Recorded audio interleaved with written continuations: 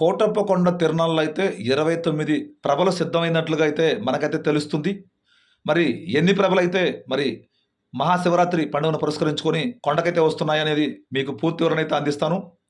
మహాశివరాత్రి పండుగను పురస్కరించుకొని పల్నాడు జిల్లా నర్సరావుపేట నియోజకవర్గం కోటప్పకొండ తిరునాళ్ళకైతే మొత్తానికి ప్రభల రాక అయితే మొదలైందని చెప్పేసి అయితే అధికారులు తెలియజేస్తున్నారు. ఇప్పటి వరకు మొత్తం 29 పెద్ద ప్రభలు వస్తున్నట్లుగా సమాచారం. వీటిల్లో 26 ఎలక్ట్రికల్ ప్రభలు, 3 భారీ నాన్ ఎలక్ట్రికల్ ప్రభలు ఉన్నట్లుగా తెలుస్తుంది. అదనంగా 49 చిన్న నాన్ ఎలక్ట్రికల్ ప్రభలు, 100కు పైగా మొక్కుబడి ప్రభలు కూడా వస్తున్నట్లుగా అధికారులు అయితే తెలియజేశారు. అటు భక్తులకు ఎలాంటి అసౌకర్యం కలగకుండా అధికారులు ప్రత్యేక ప్రణాళిక అయితే రూపొందించారు. ఇది విషయం అయితే మొత్తానికైతే 29 ప్రభలైతే డ్యాన్సులతో హంగామా సృష్టించబోతున్నారు. తిరణాలైతే మామూలుగా ఉండదు, తగ్గేదన్నట్టుగా ఉండదు. మొత్తానికైతే ఎంజాయ్ చేయొచ్చు భక్తులైతే.